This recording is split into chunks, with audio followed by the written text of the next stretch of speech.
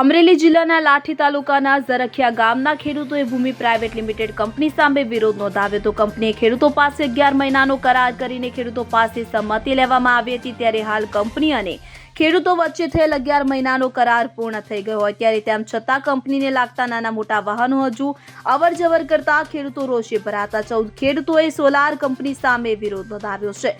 Company દ્વારા પોતાની જગ્યાએ જવા માટે માટી નાખીને કાચી સડક કરી નાખવામાં આવી છે। ચાલવા માટેનો કરાર પૂર્ણ થતા ખેડૂતો દ્વારા તે રસ્તો બંધ કરવામાં આવ્યો હતો, પણ કંપની દ્વારા તે રસ્તો રાતોરાત ખુલ્લો કરવામાં આવ્યો હતો। ખેડૂતોએ વધુમાં જણાવ્યું હતું કે કંપની દ્વારા અમને અવારનવાર ધાકધમકી આપવામાં આવે છે। આ રસ્તો રેકોર્ડમાં પણ નથી અને અવારનવાર તે લોકો અમારી સામે ફરિયાદ કરે છે। સાંસદ અને ધારાસભ્યને પણ રજૂઆત કરેલી છે, તેમ છતાં હજુ સુધી અમારી કોઈ નોંધ લેવામાં આવી નથી। જ્યાં સોલાર મૂકવામાં આવ્યા છે તે જમીન અડતાળા ગામની સીમમાં આવી છે।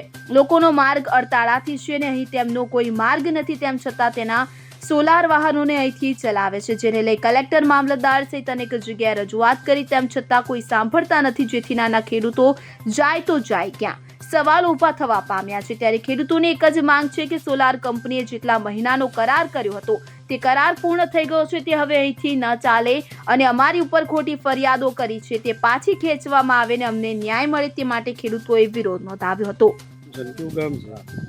હાલો, મારું ગામ ઝરીખિયા છે, મારું નામ દિયાળભાઈ દેજીભાઈ કોટડિયા। અહીંયા સોલારવાળાએ રસ્તો જબરજસ્તી કાઢી નાખ્યો છે અને એનો સોલાર જે ખેડતું છે એ 48 સીમની બધી જમીન છે અને અહીંયા કોઈ એનો હક નથી, બળજબરીથી અહીંયા પરાયણા કોઈને હારતા નથી અને અવારનવાર કેસ કર્યા કરે છે અમારી પાસે। તારા સંસદ સભ્યોને એને બધે રજૂઆત કરી છે, કોઈ અમારી સામે જોતું નથી।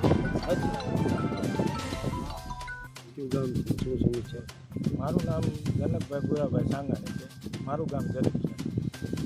અહીંયા સોલાર પેનલવાળાએ આ ખેતરમાં મારા ખેતરમાં એ માર્ગ કાઢ્યો છે।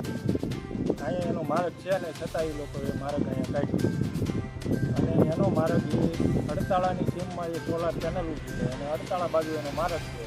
આ ઝરીખિયાની સીમ છે, અહીંયા એનો માર્ગ છે ને અને અહીં જબરદસ્તી માર્ગ કાઢ્યો છે અને એ લોકો મામલતદારમાં બધે કેસ કરી નાખે છે અને અવારનવાર અહીંયા આવી અને આ માર્ગ ખુલ્લો કરવાની ધમકી આપે છે। અમે સંસદને એને બધાને રજૂઆત કરી છે, છતાં ત્યાં કોઈ સાંભળતું નથી। કેટલા વીઘા જમીન કુલ ટોટલ આવેલી છે? અહીંયા અંદાજિત 100 થી 150 વીઘા જમીન છે અમારે। વ્યક્તિ કેટલા છે? વ્યક્તિ 19 થી 20 જણાના ખાતેદારો છે અને અહીંયા 100 થી 150 વીઘા જમીન છે। એમાં એ લોકોએ માર્ગ બનાવ્યો। અમે જમીન મફતી વતન છે, અહીં કોઈ જાતનો ક્યાંય માર્ગ છે નહીં, છતાં એ લોકો અહીં માર્ગ છે એમ કહે છે।